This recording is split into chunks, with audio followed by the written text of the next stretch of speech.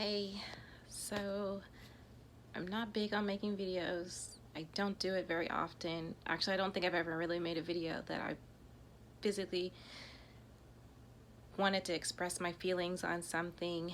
But today I feel like I need to get something off of my chest.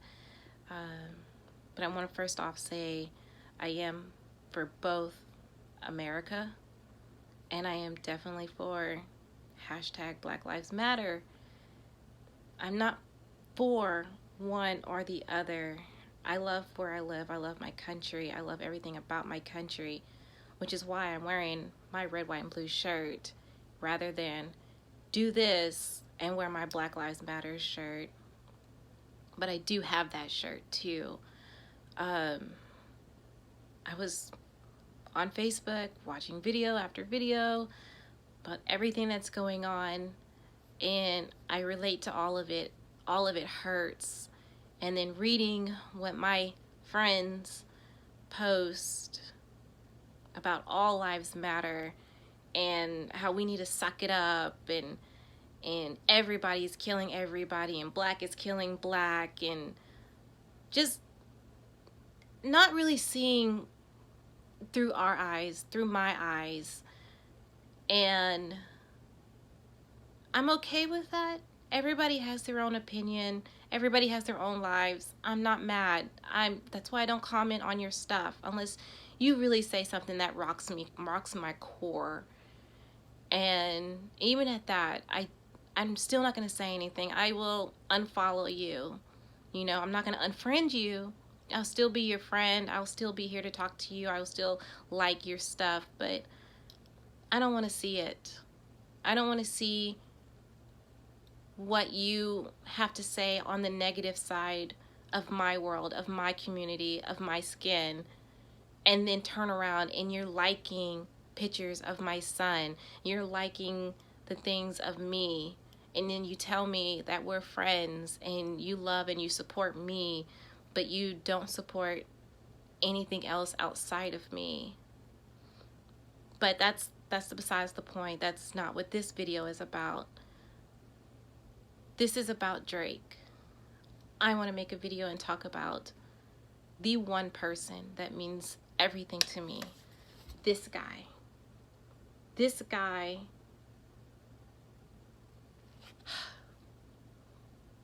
means everything to me. And everybody wants something great for their future, for their kids' future. Everybody wants their kids to have a better life than what they already have. And I'm no different. I want Drake to have every opportunity there is. And people are looking at this for me and for Drake, that he's gonna have it better because he's biracial. Biracial kids don't get it any better than anybody else. When he walks down the street, they're not gonna see a white kid. They're gonna see a black kid. You don't call a biracial person a biracial person. You look at them and think black. You say that's a black person. For example, our president, our ex-president, no one called him the mixed president. No one called him the white president. They called him the first black president, which is fine. I don't have a problem with that. You call people what you want to call them. But at the end of the day, he's still part white. He's still biracial. He's not 100% black. So he was not necessarily the first black president. He was the first biracial president. And if you want to go further, we can still call him a white president because he has that option. We have that option to choose which race to call somebody. But we, as a nation, choose to call black. And I don't know if that's because we want to gravitate to our black side more than we gravitate to our white side. I don't know if it's because you're raised with your black and you're not raised with your white. I don't know. I'm not a biracial. I don't understand that aspect of which side you choose. I understand that it's going to be hard for Drake, and he's going to be torn between two different worlds. But when I was scrolling, I saw two videos, and I posted them on my page, so you can go and see them if you don't understand what I'm saying. One was a pure black child, very young, going to a restaurant, and he was denied service because of his skin. But that's not what they said. And people are going to say, oh, he shouldn't have been wearing that. But at the same time, the mother was right. There was another kid at that restaurant, a white kid, with almost the identical clothes. And that shook me to the core, because that could have been me and Drake. Easily.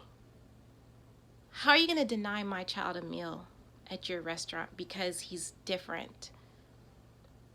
And even if it wasn't because of the child, they just needed an excuse to not let that black family into that facility. So they used the child as an excuse. That hurt. That somebody can look at a child and discriminate a child who knows nothing about what's going on. He doesn't understand, or she doesn't understand, why they're being treated differently, why they're being looked differently. In time, yes, they will grow up and they will figure it out. But they shouldn't have to figure this out at this age. This is too young. And yes, we're surrounded by protests and the Black Lives Matter and the social media, and now it's so much easier for them to see this stuff. But it hurts for me to think that only in a few more years Drake will lose that innocence of just being free and enjoying America as it should be, where he can go to the zoo and everybody look at him and say, "Aw, how cute is he? Aw, look at his hair." And that's fine. But at one point, all of that's going to stop. He's going to hit an age where all that, cuteness is going to go. And it's going to be, what's that kid doing? Why is that kid wearing that? Why is he over here? That strikes me to my core. It makes me cry. It makes me angry. And I don't want to have these talks with Drake. I don't. And that is why I need people to understand Black Lives Matter, because I don't want to have this conversation with Drake. When he's 7, I want him to walk out those doors and not know that he's different, that he's going to be treated differently. I want him to walk out my door and be free of all of this, because today we all stood together and made a difference for him, so he doesn't have to be that kid that went to the restaurant and got denied service. And the second video that I posted that struck me to my core, it wasn't a raw video. It was a homemade video about real life situations. It was a black man who was leaving a store, and the security guy asked him for his receipt, and the man gave him the receipt. Security looks at the receipt, looks in his bag, and sends the man on his way. That's fine. That is your job. Check it out. That's what Sam's Club does on a day-to-day basis. Walmart does it every now and then. Not a big deal. But then for the person behind that black man who walks behind him, goes and gives the security man her receipt, and the security man says, "Oh, I don't need your receipt. You're good." That happens on a day-to-day basis. But the video goes more into it beyond just that situation. It goes on to the fact that when she leaves that facility, she tells her friend that that was uncalled for, that was unfair, and that her and her friend as a white people will never understand the struggle of having to deal with your skin. Yes, they have struggles too. And I'm not saying white people or other people don't have struggles, but like she says in the video, her struggle is not because of her skin. And then it goes on and shows that she has 2 children of her own. One black, one white. Black kid came from another marriage, but she still loves that black kid as her own. And while she's talking, a police officer comes and accuses her black son of being a thief, from stealing. And the mother goes and says, "This is my son. What has he done?" And the police officer is stuck in a catch-22 because now he's dealing with a white woman, which he doesn't want to do anything to, but yet he still has to handle the black kid, which is a very uncomfortable situation. And the white brother is standing up for his black brother, saying he did nothing wrong, but yet that police officer is still hounding on this black kid that he has done something wrong, when his white brother and his white mother are telling this officer this kid is innocent. And the reason why that struck me to my core also is because I have a white son, a white stepson, and I love Peyton to death. But to raise the both of them together and have to teach both of them how to survive in this world in 2 different lessons. Peyton gets to learn how to enjoy this world without a care. He doesn't have to look over his shoulder. He doesn't have to carry a receipt. He doesn't have to watch what he says. He can just go about life as if nothing was ever going to hurt him. Nobody can touch him. He can do whatever he wants, and he's going to get away with it. Not saying he will. Not all white people get away with everything. But the chances are a lot higher than it will be for Drake. And for me to have to say, Drake, I love you, and I know you love your brother, but there is a time and a place for when the 2 of y'all are together and y'all are separate, that y'all cannot be the same. Drake, if you and your brother are in a car together and you are pulled over, you do what you need to do.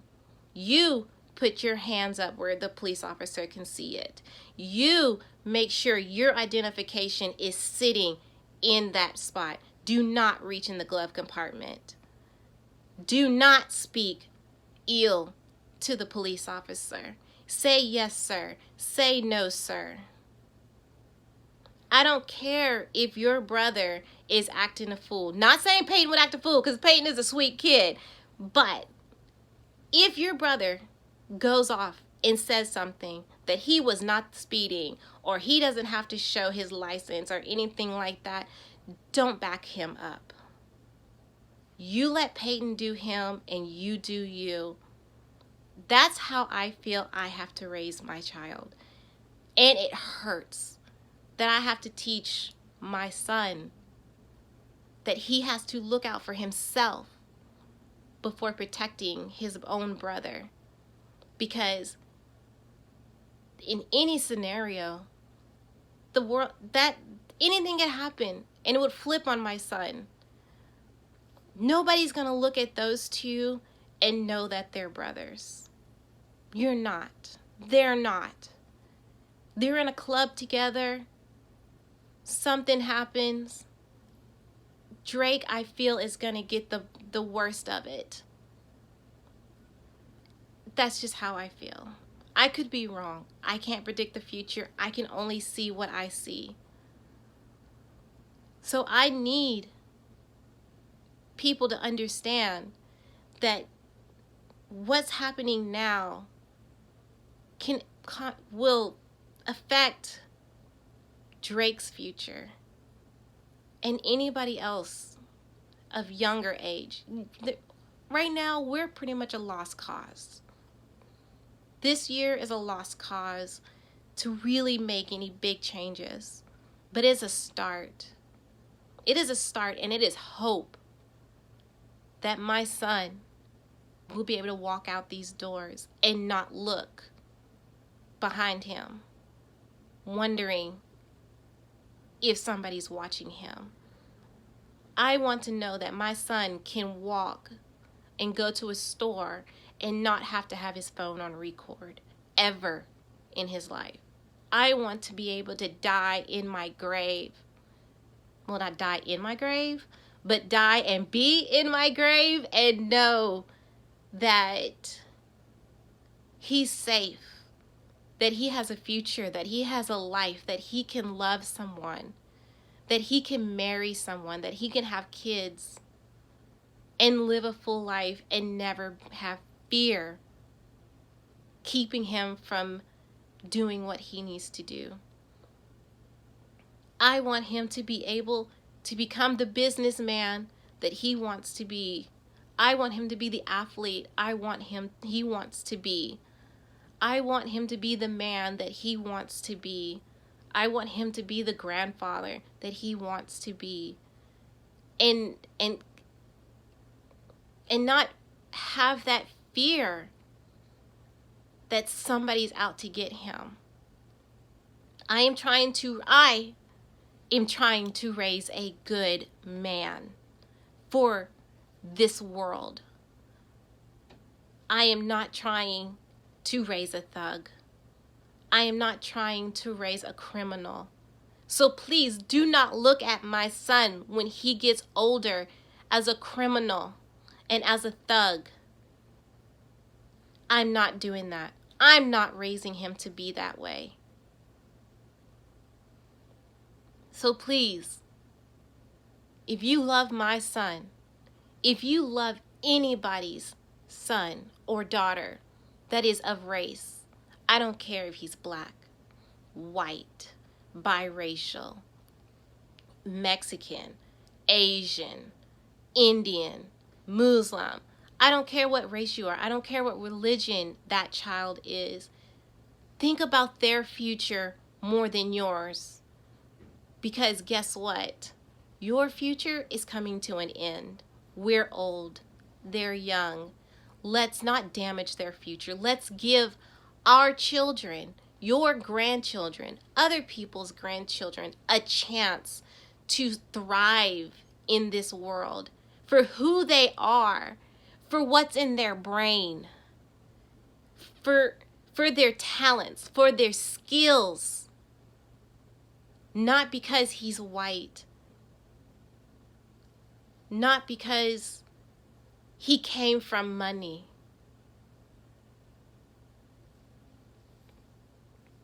Look at this face. This face is going to grow up to be a man that's going to be judged. Love him as a man like you love him as a child. He's no different. He just got older. Do not fear my child. Unless he really does something. Then fear my child. But he's going to be like that. But do not fear my child. Do not kill my son. Do not judge my son. Let my son have a future. Let him show you who he is and what he can be.